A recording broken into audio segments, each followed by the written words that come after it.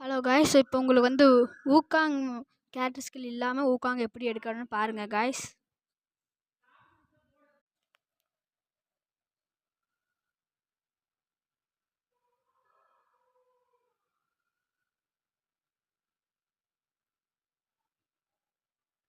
நீங்கள் உள்ளே போனீங்கன்னா காய்ஸ், உள்ளே ஒரு ஊக்காங் மண்டையாட்டு ஒன்று இருக்கும் காய்ஸ். அந்த ஊக்காங் மண்டையில் போய் யூஸ் மட்டும் கொடுத்தீங்கன்னா உங்களுக்கு 3 தாட்டி ஊக்காங் நீங்கள் போடலாங்கிற மாதிரி வரும் காய்ஸ். வேணால் பாருங்கள் வீடியோவில்.